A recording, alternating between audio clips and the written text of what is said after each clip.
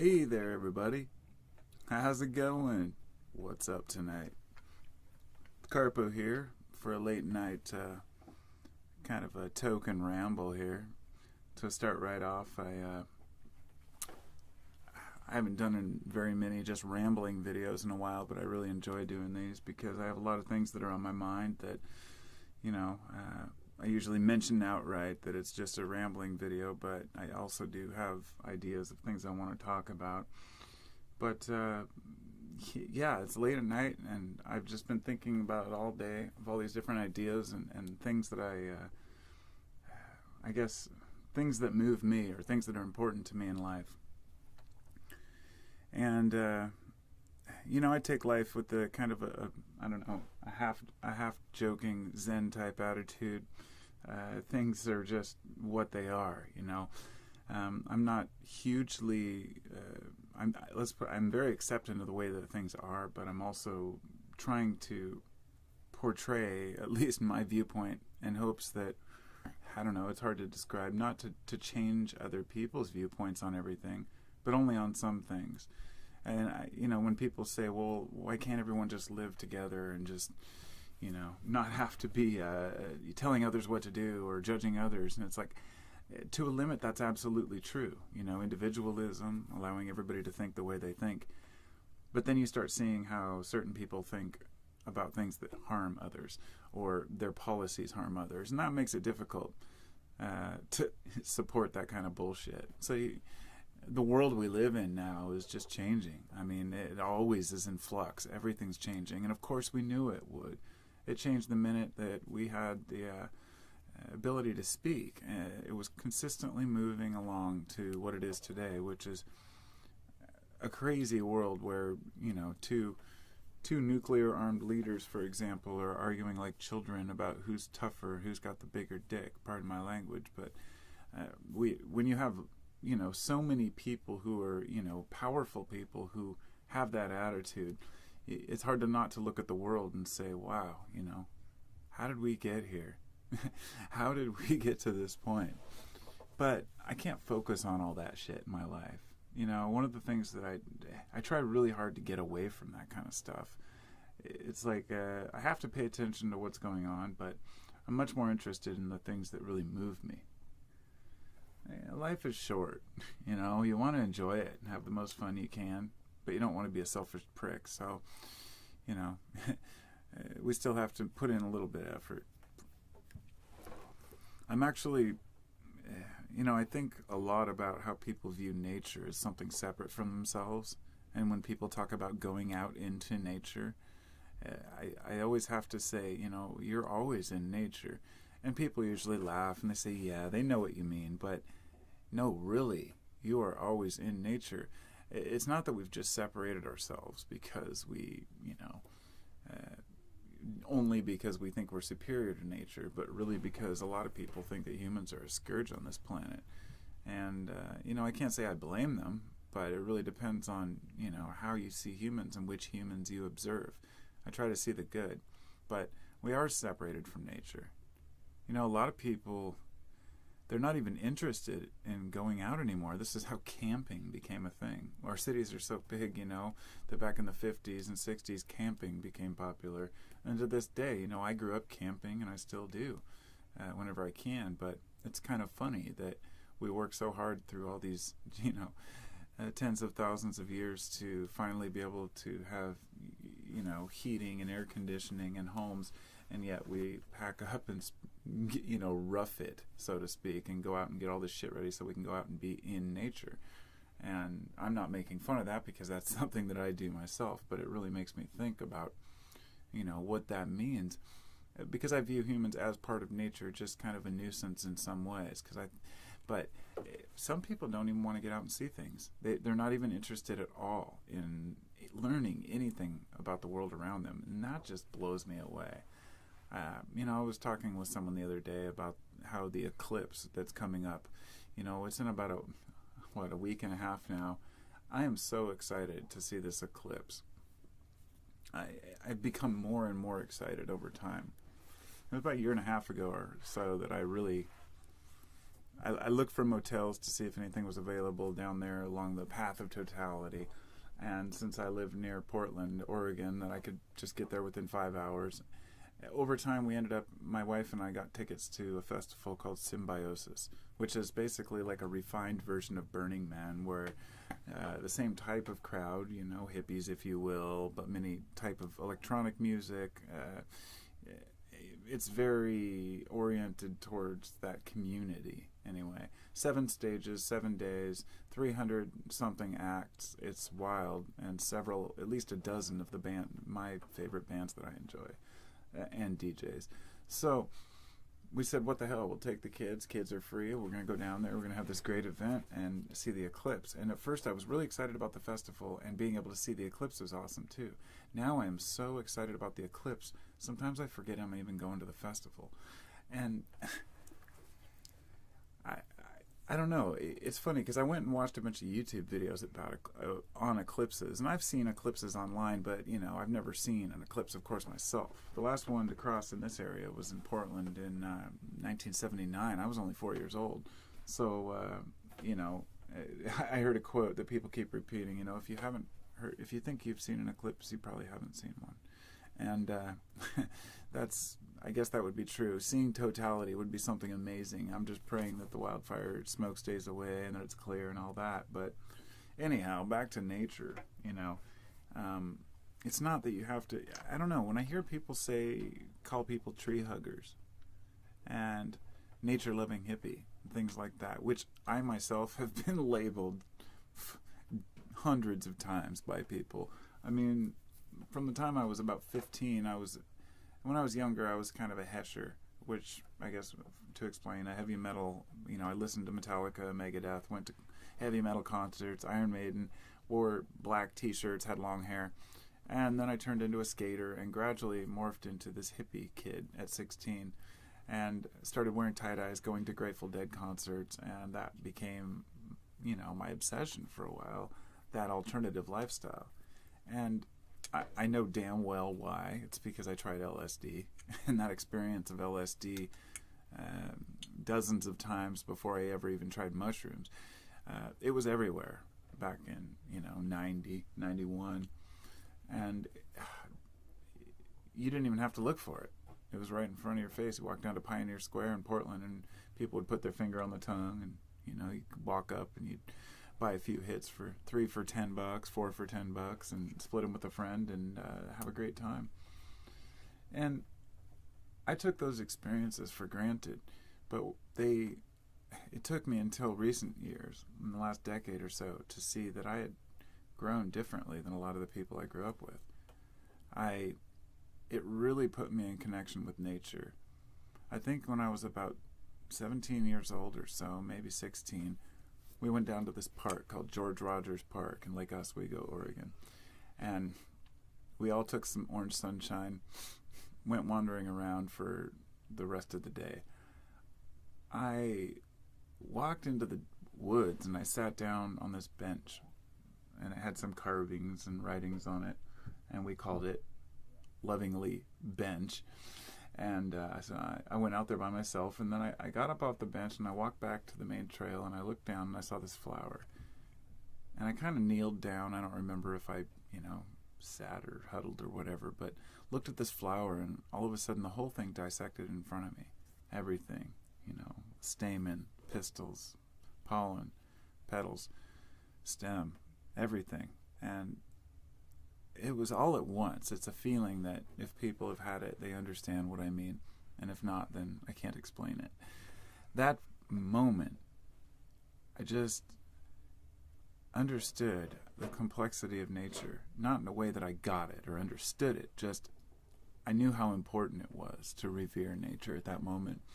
And I'd always been into, camping and I enjoyed going out into the woods and really respected it, but I started to understand it on a different level. And even today, I'm not too shy to go out and talk to the woods when I'm out there. I feel like they're listening. My beliefs go a little deeper than that. I believe that we're all, not only are we one organism, but the earth, all the planets, there's no reason to believe that the entire galaxy is not a conscious organism. It's pretty silly to think that we basing it on the way that our own cells communicate, since, we know memory doesn't seem to be regional.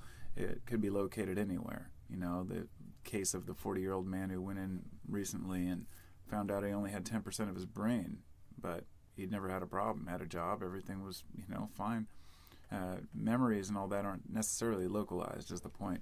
Neuroplasticity takes on a big role, and it seems that the humans have a strong variety, but we're very, we're survivalists by nature. I mean, it's our bodies want to do anything they can to push our memories or our ideas into different parts of the brain. So there's no one real area where they lie necessarily, but there are preferred areas that they use.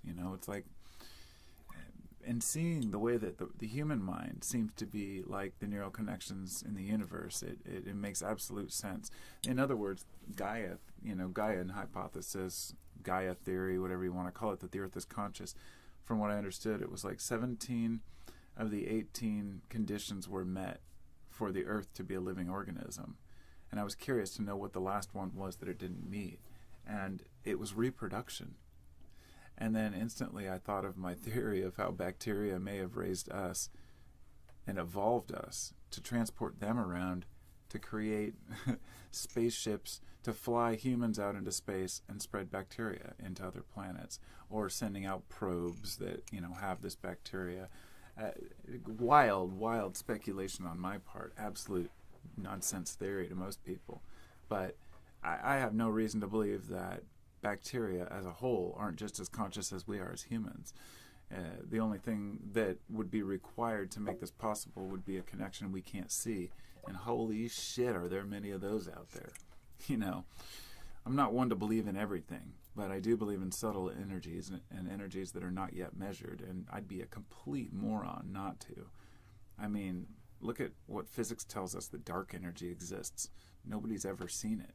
We've never even measured dark energy. All we can do is see the effect it has on the universe. It's just the best explanation we have. It's okay to admit that 95% of the universe is unknowable at this time. And I don't see why it seems that physicists can say we don't understand 95% of the universe, but psychiatrists can claim to understand how the brain works. Or people can have 100% trust that somebody else knows their brain better than they do. And we all vary a lot. People are people, right? Being human's fucking weird. It's just a weird experience. And saying that's just silly, because comparing it to anything else, it's like, how do you compare being alive to not being alive, or to anything else? You can't, but it's what we make it, right?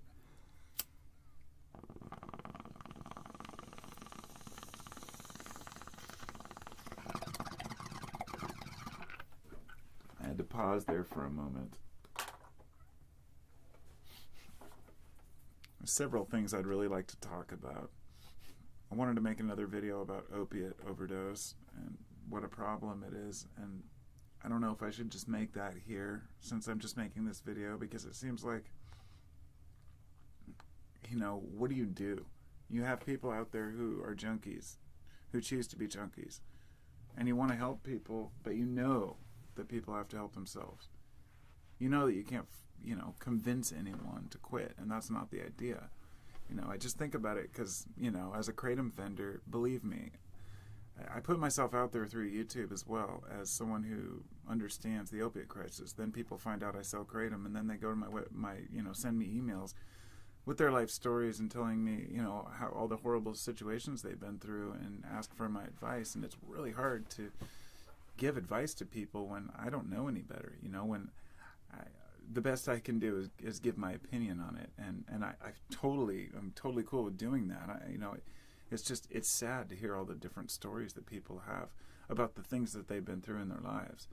And trusting a stranger, is a tough thing. But I know how hard it is for people to quit certain drugs, but heroin especially, or any opioids.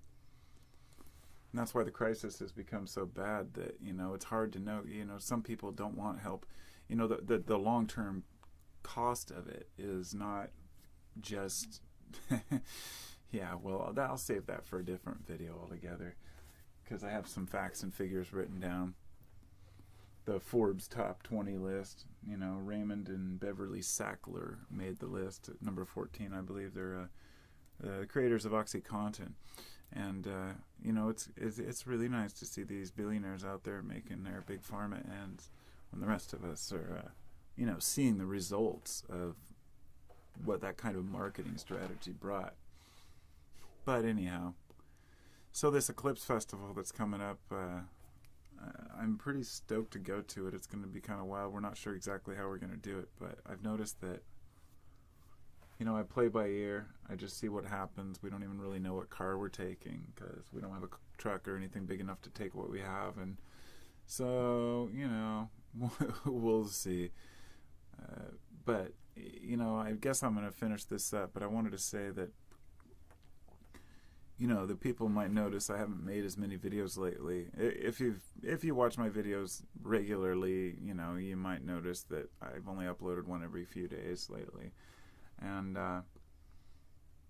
it's not weird that I'm only uploading one every 3 days. What is weird is that I spent as long as I did uploading more than one a day. And that blows my mind. I looked and I had like 3,200 videos on there, and I had erased like hundreds before. So I've made upwards of 3,500 videos or more and uploaded them to YouTube. And sometimes I see these huge channels that have only, maybe only uploaded like 100 videos, but they're great channels and they have great content. And I don't expect to have that kind of viewership because I just talk about life. But whenever I look and see that I have, say, 12,000 subscribers, it blows my mind. It's not a lot, but it's a lot. And it means that maybe I feel almost a little more obligated to, make videos that are worthy, I guess, that aren't some bullshit. But at the same time, I have to stay true to myself, which means I make videos like this where they're rambles, and the difference is that I call them rambles. So it really feels good to just talk about life. I think all of us know that. If you have a camera, and I'm doing this as a podcast because I have this nice new recorder. It's a little Tascam, really nice, dual channel recorder, and it's sounds pretty good. And I can upload it, take out the SD card, and upload it to the computer. And I'll probably just put a background on here, something like the Eclipse, because that's what I'm thinking about right now. And sometimes when I do these, people will say, "Oh, I enjoy the videos where you're in them." Well, I gotta say, I'm not always feeling up to being in videos, and when it's late at night and I just want to kick back, sometimes I just don't want to look at the camera. But to be perfectly honest, for me, I feel like I can freestyle and flow a lot better when I'm looking around at things, or even closing my eyes. And when I've done videos outside in the past, I've done the Carpo After Dark videos. I just never thought of any other name for it. But, no picture, it's just black. But when I'm outside at night, I feel like I'm part of, the universe, and I can really flow. Which I was just out on the roof, and I was, it's a meteor shower tonight and tomorrow, so I was like sitting up there asking the universe, come on, billions of years in the making, give me one. But to no avail. So anyhow, I better see where I'm at. The recorder says it's been pretty long, so I guess I'm going to go now. I'm wishing you all the best of luck, the best of evenings. I did want to say one last thing. The Eclipse is crossing one place. It's in Illinois. It crosses on the 2024 Eclipse. It also goes there. It's Carbondale, Illinois. I don't know how interested other people are in the Eclipse, but I wanted to say if you have any interest whatsoever, and you can get through the traffic or are willing to face it, seeing that totality, it might be totally worth it. So that's my thought on it. I will talk to y'all later. Have a wonderful day, and peace.